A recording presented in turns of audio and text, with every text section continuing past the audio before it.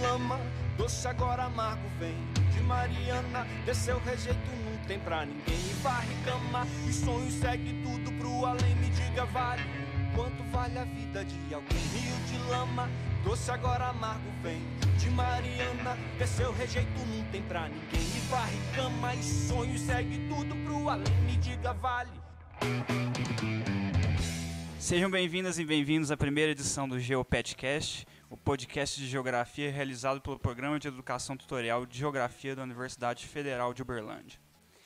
Para esse primeiro programa, infelizmente, não podemos deixar passar os acontecimentos fatídicos de Brumadinho, de Minas Gerais, onde nessa última sexta-feira, dia 25 de janeiro, no início da tarde, a barragem de rejeitos número 1 da mina do Córrego do Feijão, administrada pela Vale, se rompeu e espalhou uma avalanche de lama e rejeitos de minério de ferro que já ultrapassa 57 quilômetros desde o seu local de rompimento. Esse crime ambiental tem o infeliz potencial de se tornar o maior crime trabalhista ocorrido no Brasil e o maior desastre envolvendo rompimentos de barragens nas últimas 3 décadas, podendo superar, em número de perdas humanas, a tragédia de Stava, no norte da Itália, em 1985. Até o momento dessa gravação, 84 mortes já foram confirmadas, e pelo menos 276 pessoas continuam desaparecidas, entre funcionários da Vale e moradores da região. A tragédia foi intensificada devido ao horário em que ocorreu, momento onde o refeitório da Vale estava cheio de funcionários. A estrutura da barragem tinha área total de aproximadamente 27 hectares, 87 metros de altura, e não recebia rejeitos desde 2016. O volume de material disposto é de aproximadamente 12 milhões de metros cúbicos de rejeito de minério de ferro. A estabilidade estava testada pelo auditor, conforme declaração apresentada em agosto de 2018. Em nota, a Agência Nacional de Mineração afirmou que a barragem que se rompeu, designada de B1, é uma estrutura para contenção de rejeitos de porte médio que não apresentava pendências documentais e, em termos de segurança operacional, está classificada na categoria de risco baixo e de dano potencial associado alto, em função de perdas de vidas humanas e dos impactos econômicos, sociais e ambientais. E aqui conosco para falar sobre o ocorrido, o professor Cláudio Antônio de Mauro, doutor em Geografia Física pela USP e professor do Instituto de Geografia da UFO. Pode dar o seu alô para a galera que está escutando? Bom, em primeiro lugar, quero agradecer a oportunidade, principalmente vinculada ao PET. Eu tenho muito carinho pelo PET da Geografia, tenho histórico com o PET da Geografia já de outros momentos, e, inclusive, sou um dos pareceristas da revista Observatório, que é uma revista produzida por vocês, né? E eu tenho muito carinho, então, pelo PET. E pelo professor Mirley, que é meu colega aqui na universidade e foi aluno da Unesp, lá em Rio Claro, né? Onde eu trabalhei na geomorfologia durante muitos anos. Eu não fui professor do Mirley, mas ele foi aluno praticamente na mesma época ou logo depois, né? E é uma pessoa por quem eu tenho muita consideração, e principalmente porque ele foi orientando de uma pessoa muito amiga, muito querida, que é a professora doutora Samira, infelizmente falecida. Então, eu tenho uma história, evidentemente, com tudo isso, e eu entendo que nós estamos diante de um fato que ainda está acontecendo. A questão do Brumadinho não é alguma coisa que ocorreu a semana passada. Ela está ocorrendo já há muito tempo e ela se desencadeou em, efetivamente, uma catástrofe a partir de um determinado momento, que eu habitualmente chamo mais do que um crime ambiental, eu chamo de crime ambiental empresarial, porque, na verdade, é consequência de um projeto, né, de ganho financeiro e econômico por parte da Vale, no caso especificamente da Vale. Então, eu tenho muita satisfação de falar a respeito desse assunto, e principalmente para geógrafos, porque eu vejo cada vez mais a geografia tendo que se envolver com temas com essa característica. Durante muito tempo, o pessoal queria distinguir o que era geografia humana do que era geografia física. Está aí um exemplo de uma geografia, efetivamente, né, que pega desde a questão da geologia, da geomorfologia, dos processos de ocupação e construção do território, né? A questão econômica está absolutamente fundamental nisso, a questão da propriedade da terra, né? A questão fundiária está fortalecida no entendimento dentro desse tema. Portanto, a geografia deve ser tratada na questão não apenas de Brumadinho, mas nós tivemos, há 2 décadas atrás, uma catástrofe lá na bacia do Rio Paraíba do Sul, também dentro do estado de Minas Gerais, em Cataguases, que foi o rompimento de uma barragem da área de produção de papel e celulose, que teve um efeito enorme, devastou o baixo curso dos rios que ali estavam na região e, consequentemente, afetando o Rio Paraíba do Sul até a sua foz. Então, as histórias de rompimentos de barragens são muitas, né? E cabe a nós olharmos com os nossos olhos de geógrafos para situações como essas, apontarmos as possibilidades de trabalhar com um tema desse de uma maneira que produza transformação da realidade. Essa realidade que está aí, ela é catastrófica, o que significa dizer que nós estamos esperando acontecer a próxima. Essa não foi a última, esse rompimento de barragem não foi o último. Nós temos aqui na nossa região situações de risco que precisamos mapear, que precisamos estudar, sob o ponto de vista da geografia, e, efetivamente, apontar os riscos que isso representa para a vida de todos os cidadãos aqui existentes, e de todo o sistema produtivo também, porque é muito importante falar a respeito do sistema produtivo, né? Porque, na verdade, enquanto não mexer no bolso de muita gente, esse assunto também não recebe a mesma, vamos dizer, a mesma significância que precisaria sofrer. Então, eu estou agradecendo, já falei demais, porque agora eu acho que tenho que ir para o que interessa a vocês. Então, nós realizamos 4 perguntas aqui em grupo para trazer para você, para nortear a nossa discussão. E a primeira pergunta é: como geógrafo, como o senhor avalia os desdobramentos dos impactos resultantes do ocorrido em Brumadinho? Bem, eu fiz questão de procurar uma bibliografia que nos mostrasse as barragens existentes no estado de Minas Gerais, né?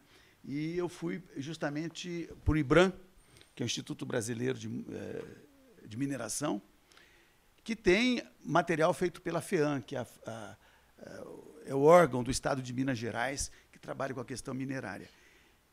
E eles, então, fazem um estudo mostrando quais são as barragens que estão em riscos. E o interessante é que a de Brumadinho não era que estava em risco. Ela era uma que estava razoavelmente entendida como resistente. Ela resistiria, né?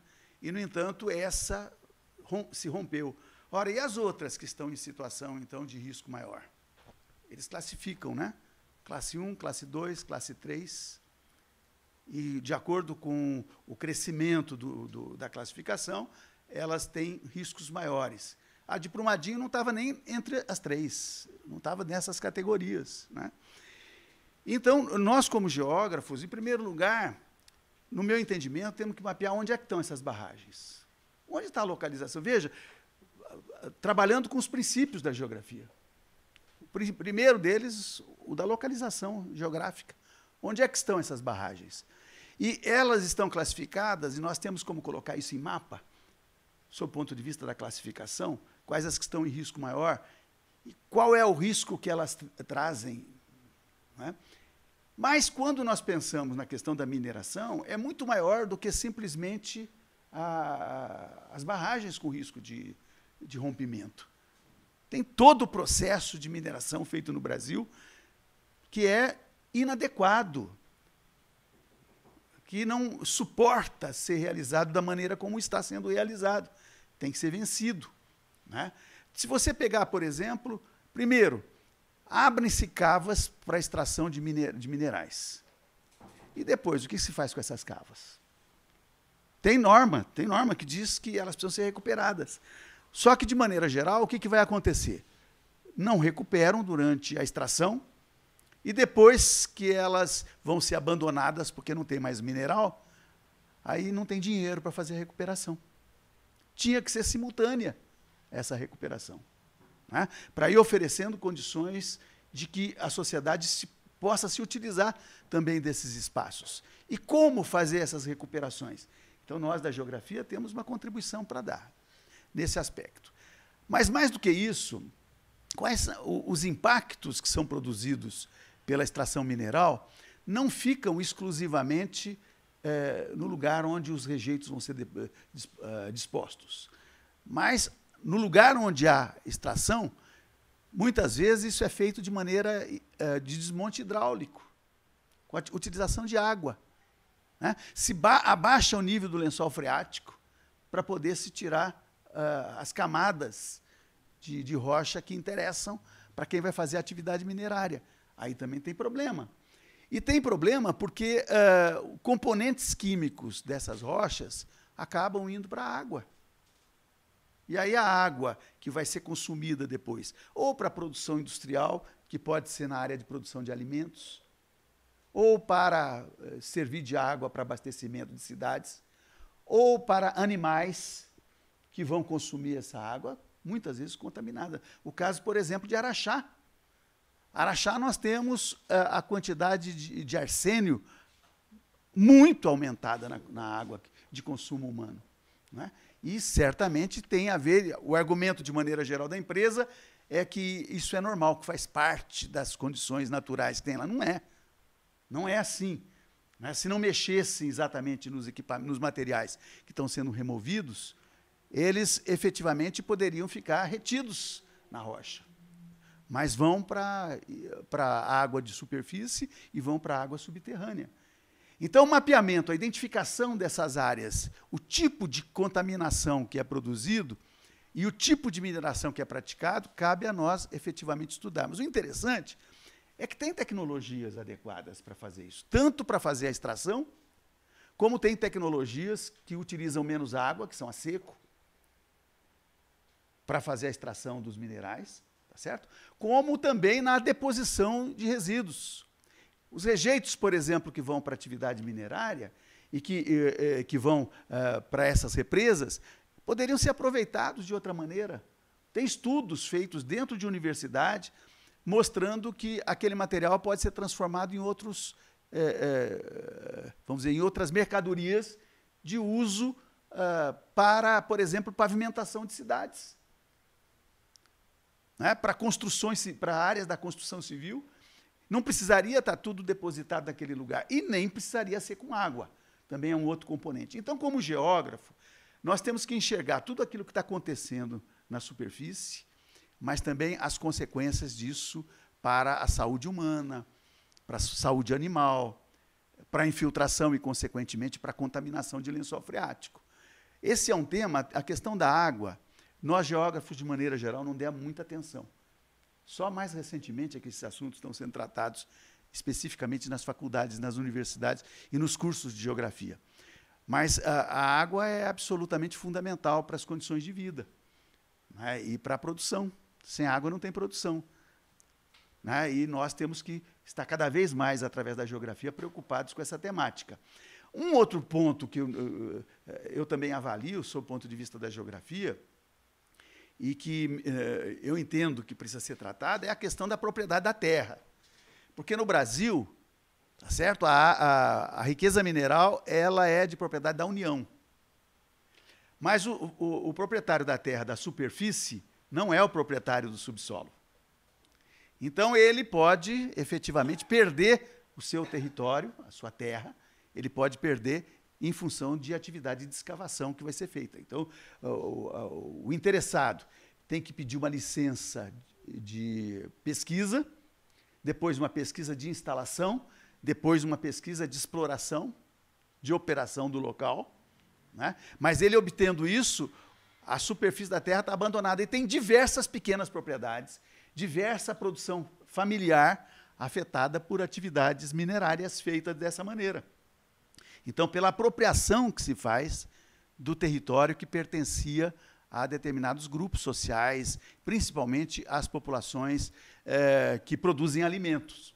Isso tem que levar em conta, a gente tem que avaliar. E nós, da geografia, temos que ter olhos para essas questões ligadas à atividade minerária de maneira geral. Tanto onde tem a extração, como onde vai haver a deposição. E depois, um outro componente geográfico fundamental é aquilo que se faz em colocar essas represas em partes altas. E lá na parte baixa, a jusante, portanto, a represa, você ter estruturas da própria empresa. No caso do Brumadinho, por exemplo, tinha a estrutura administrativa da empresa colocada lá. Foi inteira embora. O refeitório colocado ali. Refeitório para 200, 300 pessoas. Vejam a insanidade mental, né, de fazer um planejamento com essas características e não fazer o acompanhamento. Agora, nós da geografia temos que fazer essas demonstrações, temos que fazer esses estudos, isso faz parte, né? Isso pode ajudar perfeitamente a fazermos um enfrentamento dessa realidade nas condições em que elas estão sendo praticadas. E isso não acontece apenas aqui na nossa região, não é Brumadinho, não é Mariana. Mas se nós formos, por exemplo, para a Amazônia, nós vamos encontrar isso sistematicamente acontecendo. Agora, recentemente, nós tivemos, lá no estado do Pará, rompimento de 2 barragens muito importantes, né? A Lumina foi uma, portanto, com alumínio existente dentro da água, o impacto que isso gerou para aquelas populações ribeirinhas, consumo de água da população ficou impedido. Imagina a população que vive da pesca, né? A população que depende daquela água ficou impedida, efetivamente, de sobreviver. Aí o que acontece? Gentilmente, eles dão lá 1 galão de 20 litros de água por semana para a família viver, que não é suficiente nem para beber. Entenderam? Então, na verdade, tem uma relação que fica demonstrada e que precisa ser entendida. Um outro componente que, no meu entendimento, também precisa ser tratado é a questão da propriedade privada. Né? Nós vamos verificar que a maior parte das grandes represas que estão rompindo, elas são privadas. São privadas, são de propriedade de empresas. No caso da Vale, por exemplo, tanto lá em Mariana, a gente fala da Samarco, mas a Vale está junto. Tá certo? Brumadinho é Vale. Não é? Se nós formos aqui em... como é que é o nome da cidade aqui? Pertinho da gente, Araxá, que eu sempre esqueço o nome de Araxá. Também tem Vale. Também é Vale que está ali. Tá certo? Então, a Vale está esparramada por aí tudo, né? E ela foi privatizada. Né? Ela, então, está na mão de empresas privadas que estão interessadas na produção do lucro. E, infelizmente, não colocam efetivamente a vida humana como prioridade. Então, é interessante você comentar da Vale e de Mariana também, porque é o ponto da nossa segunda pergunta. Após todo o ocorrido em Mariana, 3 anos depois, temos um problema com perdas humanas ainda maiores e com a mesma empresa na mesma região. Podemos dizer que a empresa desconsiderou o problema ocorrido em Mariana e que o Estado brasileiro, de certo modo, também foi conivente com esse tipo de crime? Infelizmente, o Estado brasileiro está privatizado. Né? E aí o que vai acontecer? Não tem estrutura, por exemplo, de pessoal para fazer fiscalização, não tem estrutura de pessoal para fazer acompanhamento e até uma análise mais adequada para saber quando pode licenciar. E você tem os conselhos estaduais. Você pega o Estado de Minas Gerais, tem o Conselho Estadual de Meio Ambiente, que toma a decisão a toque de caixa. O caso especificamente de Brumadinho, foi decidido aumentar, fazer o alteamento. Eles fazem alteamento, eles vêm primeiro com um projeto de pequeno porte para ser aprovado. Aí, de maneira geral, é aprovado porque é de pequeno porte, não tem grandes consequências e tudo mais, e depois eles vêm fazendo as ampliações. Fazendo ampliação para chegar a mais de 80 metros de represamento. 80 metros de represamento. É um quarteirão inteiro para cima, na vertical. Tá certo? E usam sistematicamente esse processo de fazer o aterramento a jusante, só que com outras atividades na sequência. A Vale não adotou as providências que cabia. E o Estado de Minas Gerais não fez o controle que deveria ter feito, principalmente depois de ter ocorrido Mariana.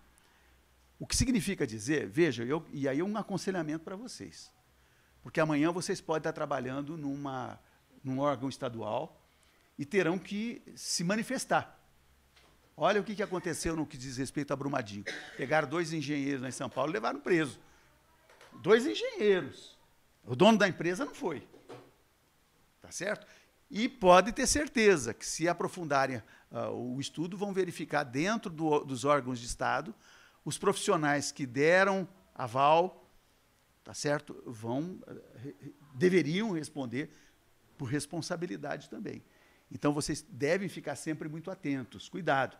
Quando vierem a toque de caixa, dizer você tem que assinar, você tem que liberar, não faça isso. Tome cuidado, porque vem como consequência isso para a vida de vocês, depois como pessoa física. Não apenas como representante do Estado, mas como pessoa física. Isso acaba com a vida de muita gente, né? Então, fizeram pressão para a liberação. Tem um exemplo aqui de Uberlândia, que eu faço questão de contar para vocês, que é uma área onde tem também barragem, e que está previsto aqui no relatório do IBRAM, e que ele diz que já houve autorização de quem fez os pareceres, que fica nas cabeceiras dos rios que drenam para abastecimento de água aqui de Uberlândia. É as áreas de argilas refratárias. Aquelas áreas lá têm represamentos, que a qualquer momento podem romper, porque retiram o material da cava, deposita na parte externa, e aí o que vai acontecer? Muitas vezes, esse material que eles retiraram da cava, onde eles fizeram a extração, depois eles vão utilizar também numa segunda fase, porque também vai ter uma quantidade de componentes químicos, de substâncias, que podem ser aproveitadas. Eles, no primeiro momento, eles querem o filão, mas depois, em segundo momento, eles fazem um estudo e chegam à conclusão de que tem mais material para ser aproveitado na área de rejeitos. Por exemplo, o João Fernandes, nosso colega aqui do Instituto de Geografia, estudou Lagamar. Lá em Lagamar, aconteceu um rompimento de barragem também, só que a água não foi para dentro da cidade, foi diretamente para o Rio Paranaíba. E aí veio todas as consequências para o Rio Paranaíba, que ficou completamente contaminado. Muita gente perdeu a possibilidade de produção.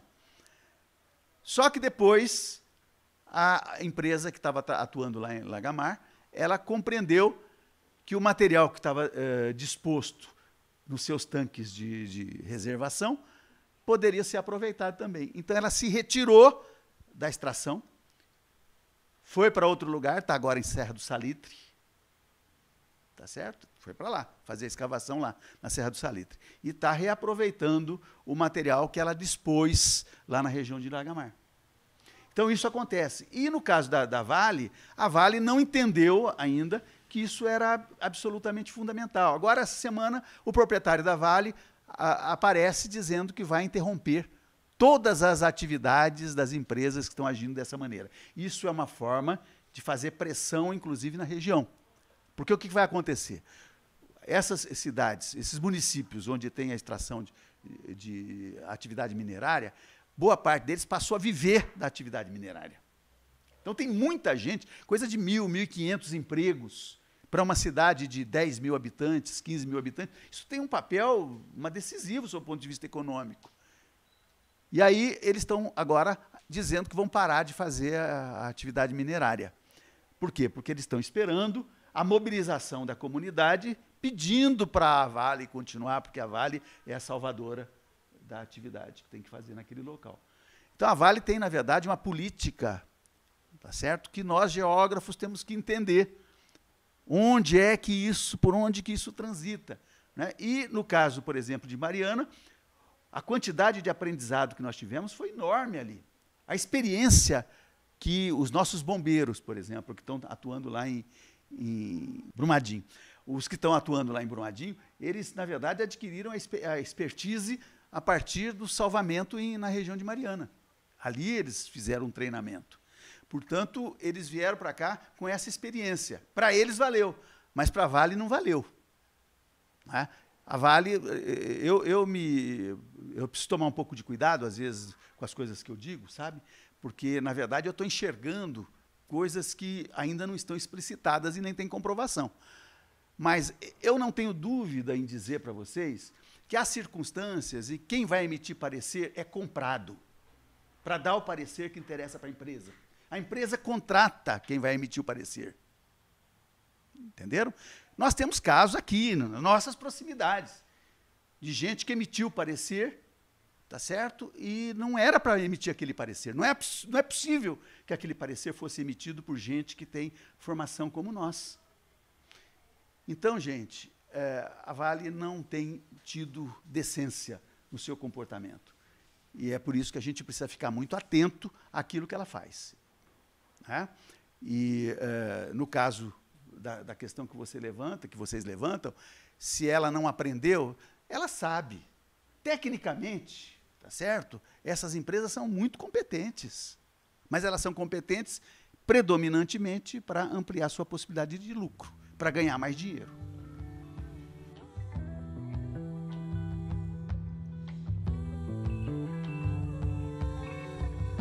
Leito do rio, nosso karma, que a ganância desmedida traga, resumidas vidas de incontáveis animais, é dívida eterna com a nossa casa, a nossa terra.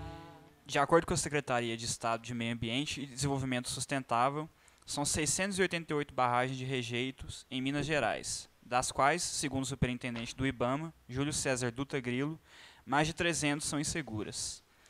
Os ganhos econômicos para os municípios e para o Estado compensam tamanho risco? Na perspectiva de quem? Né? Se for na perspectiva da Vale, por exemplo, ou das empresas minerárias, interessa para eles. Né? É bom. Eles vão atuar pontualmente. O argumento sempre deles é esse. Eles atuam localmente. Então, como é pequena a área que eles vão atuar, não tem nenhuma consequência, não tem problema. Quando nós fizemos uma proposta de ter uma unidade de conservação no topo da Chapada aqui, que vai entre Uberlândia e Uberaba, porque tem os nossos rios que servem para abastecimento de Uberlândia, o pessoal da mineração veio. E aí eles mostravam para a gente, né, através do Google Maps e também através de mapas, olha, a nossa localização é aqui, é pontual, isso não tem consequência. É assim que eles trabalham. Quando você pega, por exemplo, na bacia do Paraupeba, né, e lá no Córrego do Feijão, você vai ver onde que eles atuaram. É bem ponto, é pontual. Só que o desastre depois vem com um grande alarme, afetando muitas áreas, né? Que é um outro ponto que nós temos que aprender a trabalhar também dentro da geografia. Tá, se acontecer, por exemplo, um crime ambiental empresarial em Paracatu, que tem a maior represa de rejeitos do Brasil, lá 455 milhões de metros cúbicos. 455 milhões de metros cúbicos. Brumadinho, o argumento é que era 1 milhão. Chegou-se à conclusão que são 13 milhões. Mas não dá para comparar com 455 milhões de metros cúbicos. Entendeu? Vocês já pensaram se isso acontece em Paracatu? Tá certo? Que está a 300 metros, a represa que está com esse risco, está a 300 metros de distância da área urbana. 300 metros.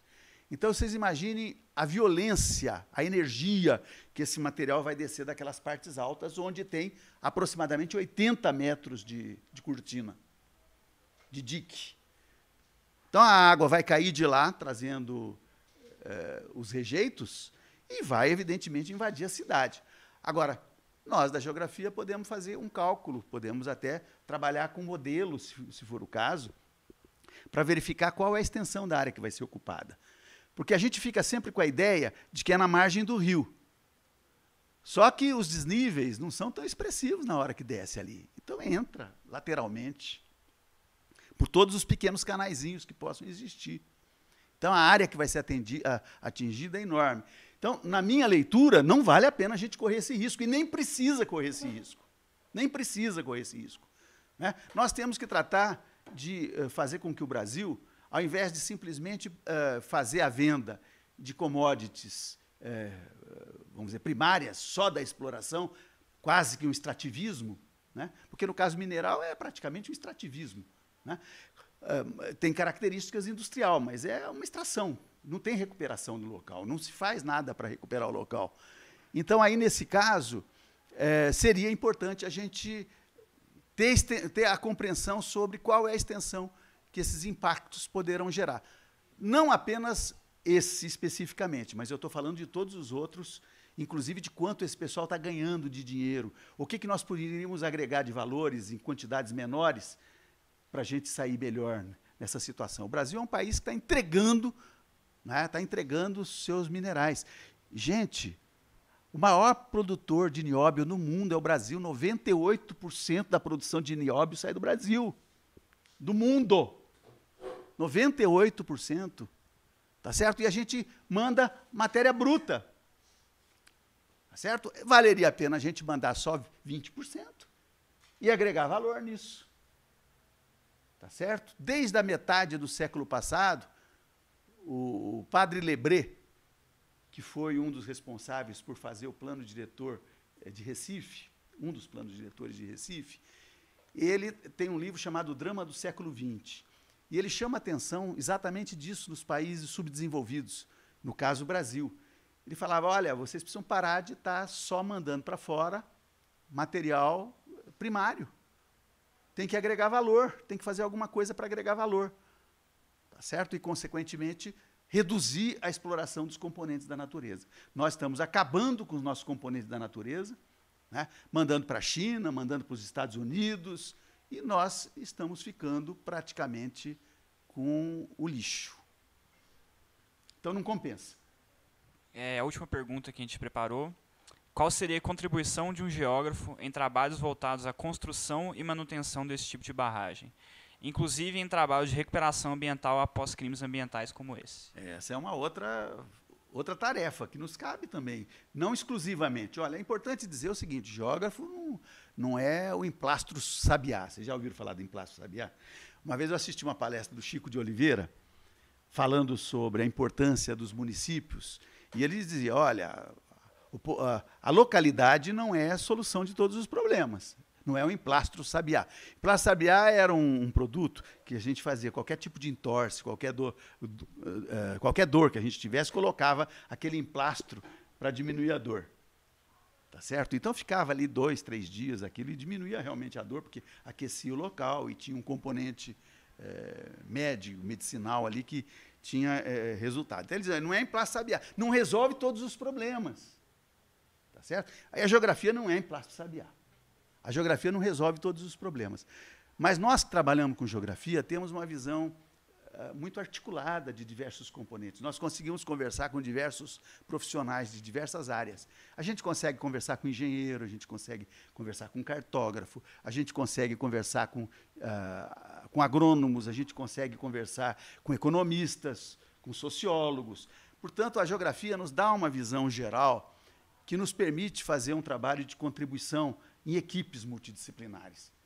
Nós vamos ter que trabalhar em equipes multidisciplinares, né? E, consequentemente, ouvir as posições dos diversos setores para nós construirmos modelos. É muito importante saber o seguinte, não existe uma forma única para atuar em áreas que foram degradadas.